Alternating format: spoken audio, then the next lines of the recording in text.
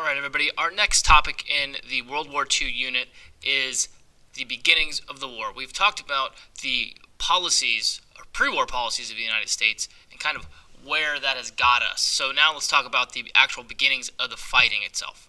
So our learning outcomes, you should be able to examine the downfalls of a policy of appeasement, understand how the battle for Britain changed the scope of the war in Europe, and lastly, to be able to describe how the bombings of Pearl Harbor changed the United States. So first off, Hitler's takeover. This beginning part, I'm just going to breeze through. This again should be a little bit of a review of world history. Hitler's takeover. He wants to absorb all of Austria and Czechoslovakia into the Third Reich. Again, remember, he wants all the German-speaking people under one roof, per se.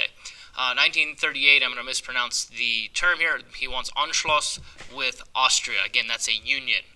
Hitler also wants the Sudetenland, which is Western Czechoslovakia. And this is at a point now where the Allies, or France and Britain, if you will, are going to start to kind of look back over their shoulder. Remember, they've had this long-standing policy of just letting Hitler, for the last 6 years, do whatever he wants. At this point now, they're going to start to have a little bit of an issue. This is where they're going to institute that policy of appeasement.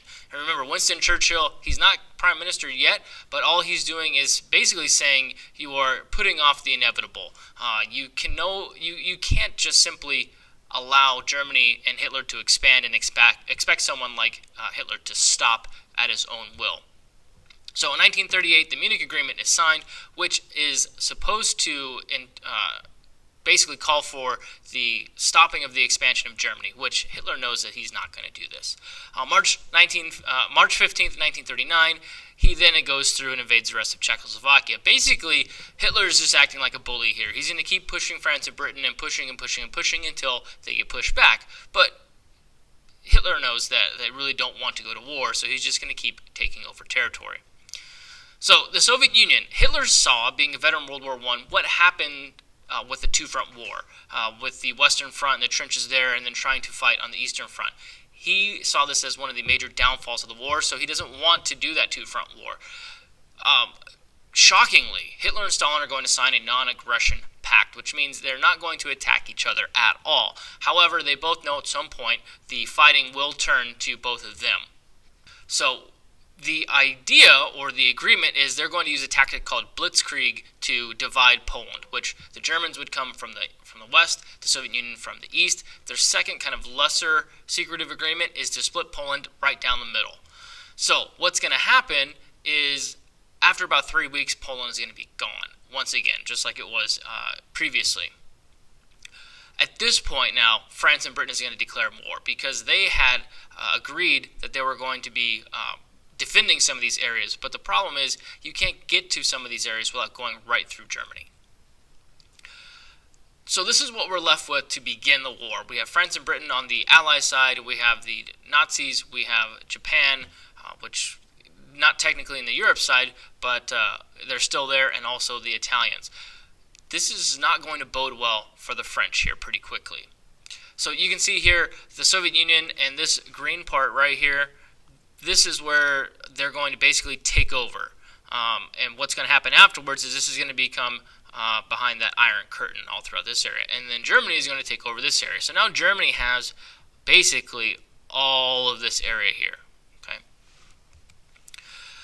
Now France. France had not been invaded once before. They had been invaded twice, the Franco-Prussian War and with World War I.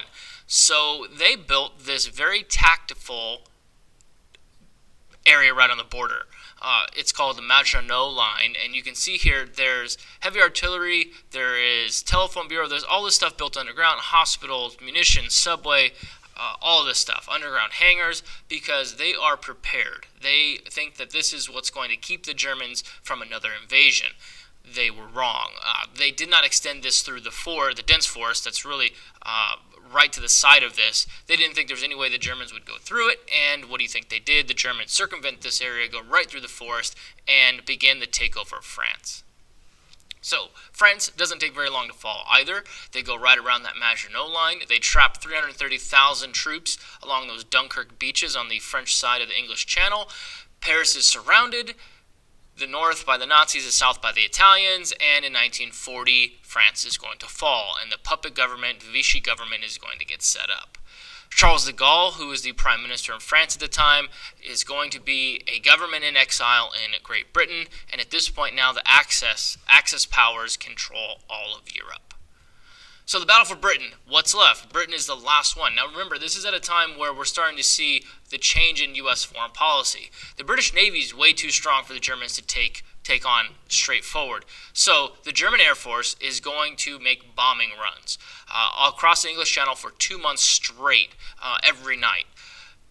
What they want to do is take not only control the skies, but to break the will of the people, destroy the Royal Air Force, their airfields, and again break down the will of the citizens that are there, which is almost more important than the military, because the military is their job to fight, but civilians, they're the ones that influence the decision making. However, the Germans were not prepared for radar, which is going to be the number one thing that is going to help Britain win this battle. September 15th, 1940, they're going to shoot down 185 German planes. I mean, the resiliency of the British people during this 2 months is incredible. They would sleep every night in subways to keep themselves protected. They would do anything and everything necessary to continue the battle. So in September of 1940, when they do shoot down those 185 planes in one night, it really is going to signify to Hitler that this is not going to be an easy battle for them. Here's another fighter plane right here that you see in this museum. Now, the biggest question is, where are we? Where's the United States in this whole thing? Remember, we are clinging to those isolationist policies. Japan's empire is growing on one side of us, the Nazi empire is growing on the other side of us, and we are getting squeezed in the middle. 1941, Tojo is going to order the Navy to prepare for an attack on the United States. We have broken the Japanese codes for a long time. However, we just really don't know where the attack site is supposed to be.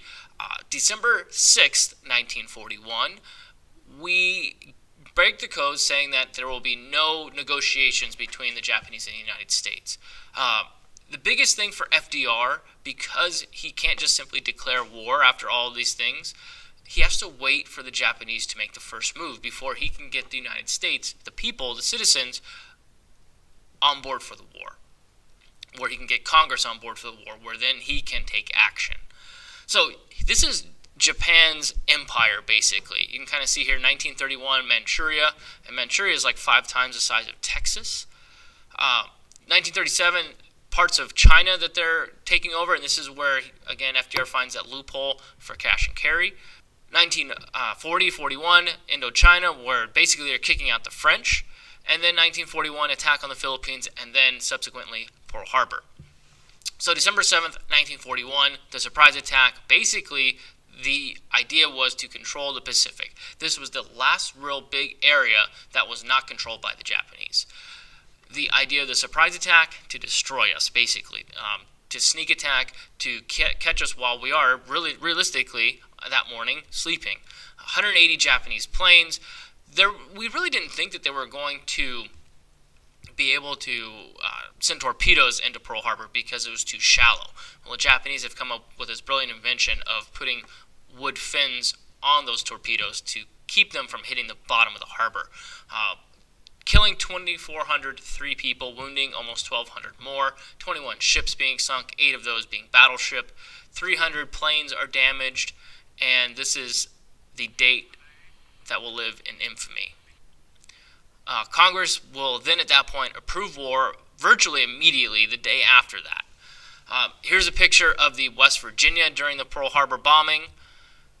Here's the U.S.S. Maryland. You can see, I mean, we were devastated by this. We really didn't know what was happening because we had already been expecting some planes to come in. So hearing these planes or seeing them on the radar wasn't alarming to us.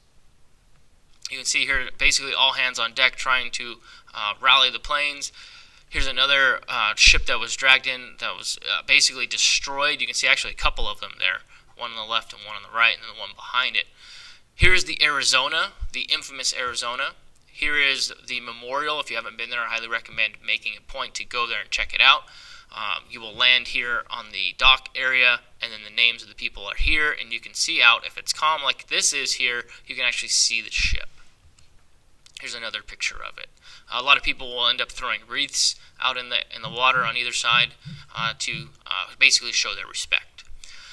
So here's the New York World Telegram, 1500 in Hawaii, Congress votes war, and Japs declare war on U.S. Britain after bombing of Hawaii. This is the time, this is the action that Roosevelt is looking for. So our recap, you should be able to examine the downfalls of the policy of appeasement. Really, Hitler is not going to stop until he is stopped. The battle for Britain, radar really helps, and also the resiliency of the people. And lastly, describe the bombing of Pearl Harbor, how did it change the United States. We are ready for war. We staunch isolationists that one day, the next, are now firmly wanting war and wanting retaliation. So if you have any questions, let me know. Send me an email. Thanks for watching. I'm out.